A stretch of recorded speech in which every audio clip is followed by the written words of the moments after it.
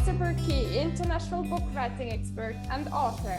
I help women to overcome the fear of writing and publishing their books. And I'm so excited to have Chrissy Quinn from Australia with me. Chrissy is a mindset coach and the founder of Sequin Consulting. Having grown up in a family of 12 children and experiencing much adversity in her teenage years, Chrissy was diagnosed with depression, disassociation disorder, and ADHD. By age 22, and having overcome many labels, Chrissy excelled in her career and obtained 5 promotions within a 5-year period. Chrissy has resigned from 2 dream jobs and now works with people to tap into their greatest potential by living an authentic life, which gives the opportunity to experience both freedom and meaning in business and life. Welcome, Chrissy, to the show. Thank you so much for having me, Esther. Appreciate it. So let's jump right into the first question. What has been your turning moments in life, Chrissy? So there are 3 key turning moments that I would really say. So one of them was I was about 14 years old. You mentioned a moment ago that I was, had quite a bit of adversity growing up and experienced certain things. One of them in particular was I had a lot of anger that was within me. And there was this one day where normally I would, go to hit a wall. Instead, I actually hit a mirror. And I remember, breaking that mirror there. It was a moment where I remember looking at my fist, there was blood dripping on the floor. And there was a moment for me that I was like, you know what, I can't live like this anymore. Like I was so full of hurt and pain that I was externalizing it. And it was in that moment that I realized that I needed help. And then I sought the help that I needed. There was another moment in particular back in 2017, I actually decided to break up with my boyfriend who I'd been with for about 3.5 years. And that was really, for me, that was through doing work with a psychologist. A lot of the things that we did together, it was all about letting go of anything that was no longer divinely designed for you. And it was through this experience, that was one of the most difficult decisions that I'd ever made in my life, was I actually realized that the relationship itself was no longer the right relationship for me, but it also allowed me to come to the realization and come to terms with the fact that I'm into girls. I'm now with a partner who I've been with for 4 years. And it was really just about me allowing myself to, open up to that. And one of the third things was going to Tony Robbins' Unleash the Power Within. And that, whoa, my goodness, that absolutely allowed me to just tap into this potential and really see so much that was there. So they've been, the 3 greatest ones that I could say. Wow. Thank you for sharing, Chrissy. And you were which number of the 12 kids at home? I was number 11. Well, I am number 11, I should say. So the second youngest in the family and the youngest girl. Okay. And do you think you didn't get enough attention and love because you were number 11 or so? Or what do you think? What happened? Yeah, it's interesting that you say that. So in some capacity, right, not necessarily that there was competition, but there was a lot of other people who also wanted to get, mum and dad's love, mum and dad's attention and all of that. I would actually say to a degree, I feel like I was even more blessed because as my siblings got older, they kind of became like second parents. So I also got so much, love and affection, from them as well. I feel like there were certain things that did take place, while growing up, but even especially the learning difficulties that I had during school, it was a way for me to just play out. Like I wasn't able to comprehend a lot of things. I really learned to deal with failure, and my relationship with failure really started at an early age because we started doing exams from year 3, which is like the age of 8. And from there, I was failing at school. So that was one other thing that I became really frustrated with was I would try to succeed at something, but then I would fail in school. So that was doing exams from the age of 8 all the way through to 18. And my whole school life, I was failing. So that was one other thing. And it was a way of me being able to to act out and get attention because I was trying to be good enough in school, but I just wasn't able to. So I think by playing out and acting out was a way to get positive attention. And what was your turning moment at Tony Robbins' Unleash the Power Within, or what came out there? Okay, so it's amazing looking back and realizing, like, I was recently even just looking at the paperwork, you know, the booklet that they give us. And it's so funny to look back, Esther, because I look back at all of the things that I wrote down and everything that I wrote down. Like, I didn't really know about coaching back then, right?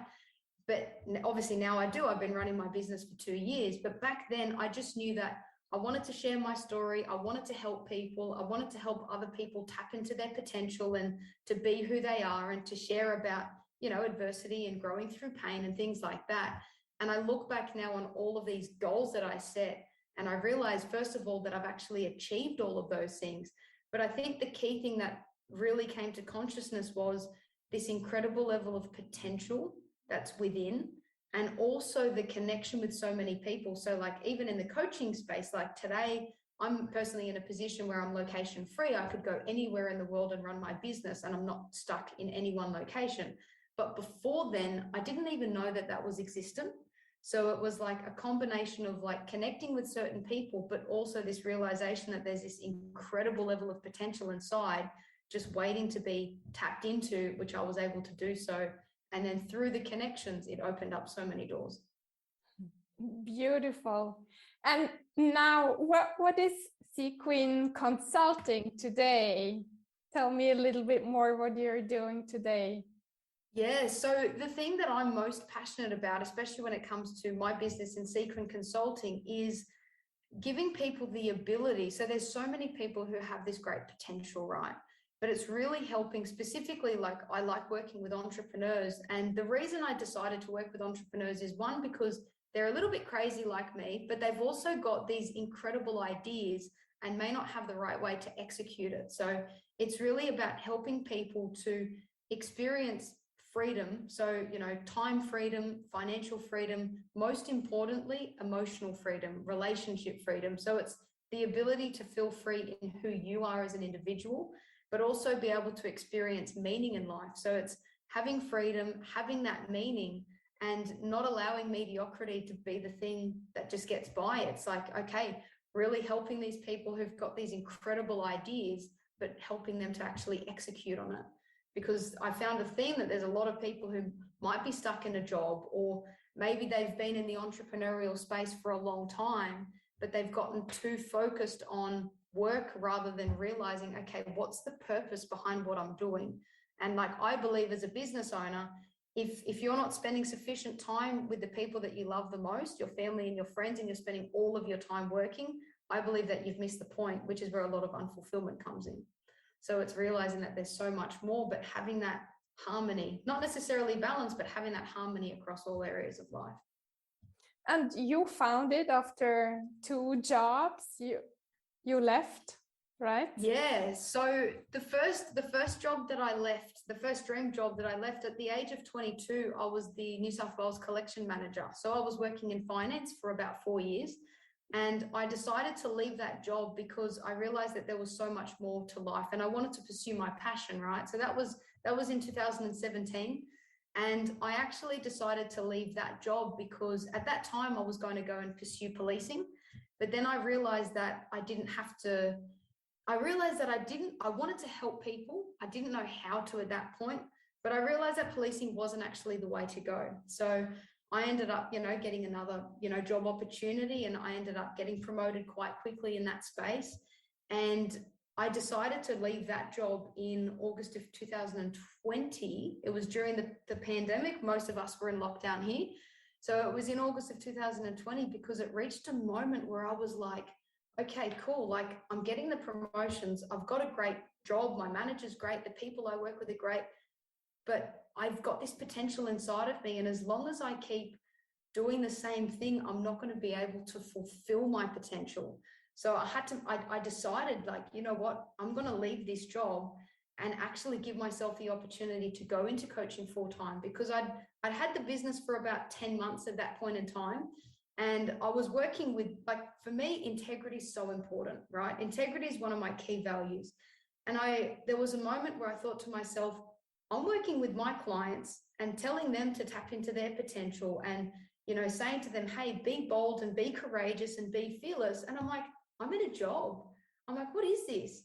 So I realized, like, I had to really take a look in the mirror for a moment and think, okay, cool. Like, while I'm being bold and, doing my coaching stuff, I realized that the next step for me personally at that particular point in time was to say, I'm going to take a leap and I'm going to back myself fully and, have the right network and support, which I did, which was amazing, and really just back myself and go into this business full time, which is exactly what I did. It was one of the greatest decisions that I've made, to be honest. Wow, Chrissy, Yeah. beautiful. If someone is listening now, maybe someone is in this situation you've been before, doing her job and not feeling totally fulfilled, what would you recommend this person to do first? What would I recommend to do first? Okay, so if someone's listening to this and they're stuck in a job, I would really say, give yourself a moment to think about what's actually important. So one of the key things, and you know what, I could say it's similar to a turning point, but in both jobs that I was in, and this has been something that I've learned that's been really big in my life, is in both jobs that I was in, I had a staff member or a colleague of mine who passed away. So at the first job, someone passed away, and at the second job, someone passed away. Now, I'm not too sure about you, but I feel like at that point I was 22 years old and I'd had two colleagues pass away. And what that really made me realize is that, especially because there were times and moments in life where I was working 12 to 15 hours a day, and I had this ridiculous mentality that if I went on leave or if I left the job, they would fall apart. That was the story that I was telling myself, is really to think about what is actually important. Because although we mourned the loss of my colleagues, I realized that so many times people are giving up their life for a job that will replace them in a week or in 2 weeks or in 3 weeks, when they bypass, the challenges and get through things. So what I would say is, if you're really feeling unfulfilled, it's taking a step back and really asking yourself the question of what is actually most important. Like, are you spending the time with the people that you love? When you look in the mirror, do you love that person that's in front of you? Because if not, how much longer are you going to allow yourself to keep, staying on the merry-go-round of life and feeling unfulfilled, and knowing that the only person that can change it is you, and you need to look at that from another perspective and give yourself permission to look at it a little bit differently, because if you want a different result, you've got to do something differently. And then you need a lot of courage once you have found out that you're not feeling fulfilled, right? Yeah, it definitely takes quite a bit of courage, but it's also this realization of what is it that you want? Like, it's going to take a level of courage, especially if the people that you surround yourself with have a 9 to 5 mentality, right? So the people that you surround yourself with and the quality of those conversations are going to play a huge part. And my recommendation is, if the only people that you're surrounding yourself with are the people with that thought process of, I'm going to stay working at the exact same job for my whole life, maybe it's time not to stop talking to those people, but to expand your network, to give yourself the opportunity to speak with other people who have created opportunities or who have other perspectives, just so that you're not just laser focused on that, the limitations or what it is that you may feel stuck and unfulfilled in. It's start having conversations with people who are fulfilled and ask them the question of, why do you think that you're fulfilled? What are you actually doing? Because you might notice that they've got different routines or habits or rituals that you could adapt and adopt from them. Great advice, Chrissy. And was it so clear that you are going into coaching? Well, you were already into coaching when you were engaged by a company, right? Yes. I remember that I had so many, when I was 25 or so, I had so many hobbies, and I played the violin, I loved drawing, and I'd liked writing and everything, but I didn't know where I should go. So maybe there's someone listening and they have a lot of things they're good at, and which one to choose, or how do you find out? Which one to choose? But look, it's an interesting thing because clarity comes along the journey, right? So it would be easy to say, okay, I've got 5 things and I'm going to wait until I know exactly which one it is. And then you keep doing the same thing and nothing changes. However, if you at least give one of them a go and you just make a decision and say, okay, for the next 3 months, or just make that commitment, right? For the next 3 months or for the next 6 months, I'm going to focus on, A, and just focus on that and give yourself the opportunity to at least figure out, do you like it or do you not like it? Is it something that you want to do or not? Because at least when you give yourself that opportunity, you're allowing yourself to move forward, and you'll get greater clarity as you're moving rather than just staying in the same place and just waiting for clarity to come to you. Just like, as if you're in a car, if you're in a car that's stopped, it's a lot harder to start moving. But once you're moving, then you can change directions with ease. It's very hard to change directions when you're not going anywhere. So at least give yourself the opportunity to say, okay, cool, I'm going to commit to this, and just go for it and trust yourself. Yeah, trust yourself. I love that, Chrissy. I think what you said, I love it also because some people are coming to me and tell me, which book shall I write? This one or this one or this one? It's like with jobs or with your purpose. Maybe you need to find out, you concentrate on one, and if it's not that thing, you will feel it after a certain moment. So I love what you said about choosing your purpose. And even like one of the things that you just mentioned that reminded me is when I left my first proper corporate job in 2017, I ended up, what happened is I ended up creating space. And then what took place is a job opportunity came up that was, so I'd gone from working as a New South Wales manager to a job opportunity that opened up that was a part-time job as a normal, receivables agent role. And while it was very different for me, I was like, you know what, I want to do something that's a little bit different, but I wanted to just get a part-time job just to help cover bills, right? Because I wanted to have a bit of a moment of exploration and give myself an opportunity. And one of the good things was because I took up that opportunity, it just allowed me to alleviate some financial pressure, or not eat into my savings pretty much. But what then happened is because that created space and it allowed other people to know that essentially I was available for opportunities, right? Then, I took up an opportunity for a part-time job, which then turned into getting promoted to a senior role, which then turned into another opportunity for getting promoted to a team leader role. But the thing is, if I was so focused on, I'm not going to do anything until I find the perfect job, it wouldn't have provided that opportunity. So simply me allowing myself to be open and saying, you know what, I'm going to give myself the opportunity to see what's out there. It was because of that these other opportunities were available. And something that I see a lot of the time is people waiting for the perfect job to come to them rather than saying, okay, cool, what can I do to at least put a foot in the door or give myself the opportunity to meet people, to get out there, to see what other things I'm able to do, knowing that when you give yourself that opportunity, other opportunities will come along too. So I find that's absolutely huge. I like what you say, not trying to be too perfect and it sounds so easy when you say it, Chrissy. How did you come there? I believe you weren't there when you were younger, probably.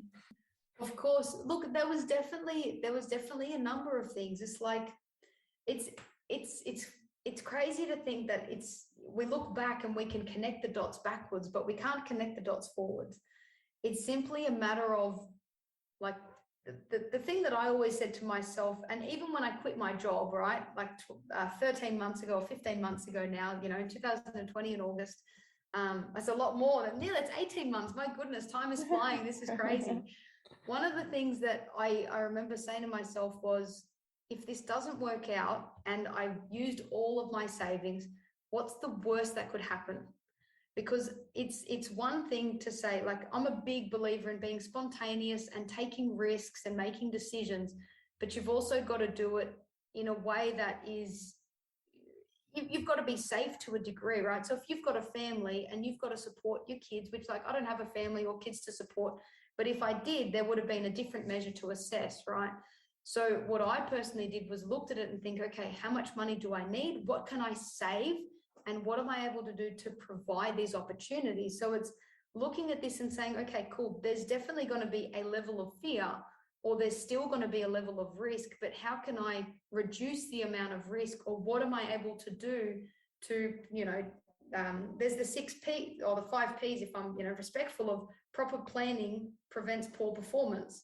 So it's looking at this and thinking, okay, cool, in a financial capacity, what do I actually need to do to plan out so that I don't have to worry about finances? So if there's anyone here who wants to pursue their own business and you've got a job at the moment, it's being cautious of, cool, what money do you need to put aside so that you can create that opportunity? Exact same thing if you've got a property portfolio or something like that. Same with you, like, how much time do you need to invest in yourself so that you can show up as your best self every single day? It's like, putting that time aside, putting that money aside and building up your energy in that capacity. So it's doing it in a smart way, because the truth is, it is scary. It does take courage, but it's also this realization of, if nothing changes, nothing's going to change. So if you're not happy with where you are, realizing that no one is going to save you and you have to save yourself. So what are you going to do to save you, to get you out of there, to create opportunities for you? Right. And Chrissy, if you started writing a book, maybe you started already, yeah, I have. writing your story, did you? Yeah. Yes, I have. So the goal was to have it done by last year. Haven't fulfilled that just as of yet. So I've moved that over to this year. But I've got a book that I am currently writing calling Turning Pain into Purpose. And pretty much that's having a look at what have been the challenges or the painful things that I've experienced in life, with the knowing of, I can either let this experience turn me into a victim or a victor. So it's like, the reality is, things happen to everybody, but it's what we do with it that really make us who we are and lead us to where we're going. So that's what my book is all about, turning pain into purpose, and how we can, turn these challenges into calluses so that we can become even stronger. And where does it start, the story or your book? So the start of my book will pretty much be about me sharing about like my childhood growing up, sharing about the family and things like that. Growing up in a family of 12 children, we had like our own challenges and things like that. And just sharing about, like, even just the thought process that I was one of 12 kids, but there were so many times where I felt alone, simply because I put the walls up. And it was with that realization that because I put the walls up, it kept me safe. However, at the same time, it also kept love away from me. So while I thought that I was being safe, I was closing people away. I was pushing people away and not accepting love into my life from them. So that's pretty much where it would start off, of just sharing a bit of background and things, and then challenges, how it was, constantly failing through school, and how I could essentially reframe it. Because I look back now and think, wow, if I didn't fail when I was a kid, I wouldn't have the resistance now that I have now, because I think failure is great. I look at it now and think, how can I fail? Because I realize that there's no failure, only feedback. So it's looking at it and thinking, cool, if this is a failure and it's not working, what do I need to do to take a flexible approach and do something different? Because, through that's how we get to the solution. This is great what you say about failure. When did you realize that failure can help you to become so strong? Oh, when did I realize? What a great question. I'm not too sure if there was a particular moment that I realized it. I think it was the key thing of I just had to get used to failing, right? And because there was essentially nothing that I could do, I would try to study and it wouldn't really work. So it was more so about turning it into, okay, if I don't like this, for example, English, doing English at school, I didn't like it at all, but I did like maths. Maths was like the only subject that I liked, but even realizing that the school subjects weren't what I enjoyed, but what I was really good at was speaking with people, with communicating. I also loved sports. So what I would do instead is I would put my energy onto that and excel in that. Rather than focusing on the failure of my exams, I would focus on the fact that I was really good at basketball, for example, and invest more focus onto that so that I could at least utilize those wins as a way to make me feel better. Do you know what I mean? So rather than focusing on the failures, I would say, cool, I don't like this and I'm not very good at it. So what do I like and what can I focus on instead? And then it built on from that. Great, Chrissy. Where can people reach you? So I'm on Facebook. Facebook's the main platform, and that's you can just find me on there under Chrissy Quinn. Yeah. Wonderful. And 3 last truths for our audience. What would you say, Chrissy? 3 last truths. Okay. So one of them in particular, I would say, is something that I learned from one of my very first mentors, which was incredible, which is when you genuinely forgive, naturally you forget. And that played a huge role. One of the other truths I would say is that your authenticity is your greatest superpower. And when you can actually accept who you are authentically and unapologetically, you've really tapped into this incredible potential. And the last thing I would say is, you know, that everything that you need is within you. And if you're constantly chasing things in the external world, you may find to a degree that there's something missing because you're looking outside when you just need to go within, that everything you need is within you. Beautiful. Thank you so much, Chrissy, for sharing your wisdom. Thank you so much for having me. I so appreciate it.